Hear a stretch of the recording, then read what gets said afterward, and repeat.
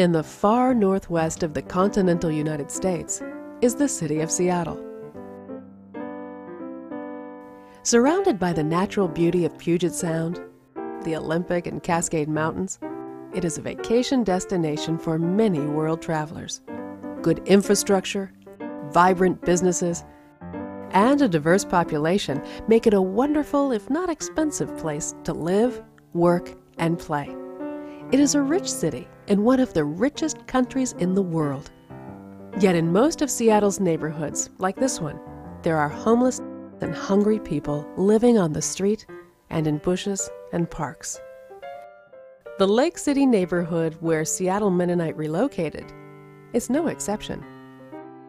The most visible thing that was happening is that people were beginning to camp outside the church became home for a growing number of people. It was like Tent City. It was full of people camping, and it's outdoors. We didn't want to tell them to go away. Notice the apartment block just up above the parking lot here. The residents and tenants were up in arms because there was just so much going on here, and they were fighting and that kind of thing that made everybody on edge, and we had to have a big community meeting of these folks and just say, well, we're hoping that we can restore some of the harmony and work at stabilizing the homeless community, because there was just so much friction between tenants and the homeless community here. Being across the street from that as a business, there were lots of things going on that were objectionable as a business and as individuals. I felt that there needed to be something done to open up some discussions. So if you can kind of imagine, folks sleeping right out here, partying and drinking, that was part of it, hanging out in the back. I'll show you one of the spots that folks were sleeping, and so then causing some noise. So in the summertime, we had folks coming in this tucked away space here, and they'd set up their tent. Folks just go in all kinds of nooks and crannies, so you can kind of see, just to hide away and drink. This little space behind our church, you can imagine people standing there and gathering, and people were peeing in this spot, so it was really negative energy. It's equally important to us that we are a collaborative community. This is something we do in partnership with people of other churches and non-church background, businesses and neighbors, because the solutions to homelessness are community-based.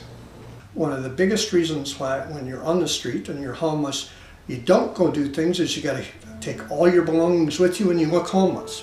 That's how Stop, Drop and Roll began on Thursday, by opening 6 to 8 in the morning and having volunteer help here where people could come in, drop off things, get something to eat, get bus money, take the bus, go someplace to an appointment, come back in the evening 6 to 8, and then again get something to eat, hang out a while, get their belongings, and go off into the night. So that really began the ministry.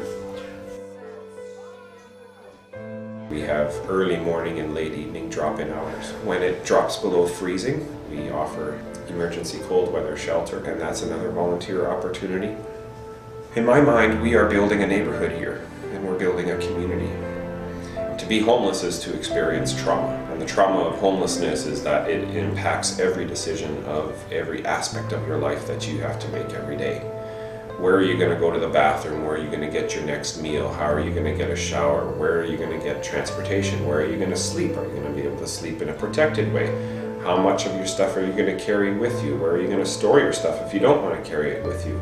That is a trauma structure. That is what people are constantly facing every day. People here tell us that homelessness is a 24-hour job because it is unrelenting in you being on. You are always on and always having to make decisions. And so when we have a drop-in center here, what we are trying to do is offer a different structure which is counterintuitive or in contrast to the trauma structure of being on the street. So they can come here and they can anticipate and predict the availability of certain basic needs, that they no longer have to have that as being a question. that they're trying to wrestle with out there. They can come here and have a question resolved. They can anticipate it, they can plan for it, they can start to look ahead. I don't know where I'd be right now if it wasn't for this. It's a big, big difference. Before they were here, there wasn't nothing. There was no services, no nothing. We can come here and do laundry, we can cook. It just makes it all around better. And we have a program, it's permanent supportive housing, and we've partnered with another agency called the Compass Center, and they are supporting our 3 folks that live in this house. It was this grace of God that this came upon our way. So. Well, what was it like before? Before, let me tell you, I wouldn't be able to sleep out here in the cold, you know. But you did. But I did. Before it was sort of us versus them. I think that might be a good way to put it. And every time there has been some sort of, a problem develop, the church has been very good about moving people, talking to people, helping correct the situation. And we have a lot more businesses that are a lot more friendly towards the Mennonite church, I believe, and homelessness is an issue. He found me in blackberry bushes one night, and I don't even remember it. That's how bad I was.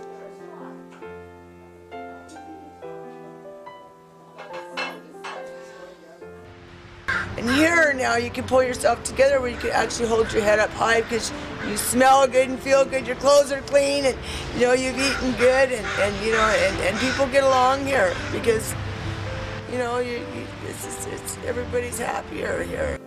If you get up and you have a good meal and you've had a good night's sleep, you can do what you're supposed to do because it makes a difference. And sure it does. Even homeless or not, I don't care. When I wasn't homeless, it still made a difference. So. Hey, good to see you.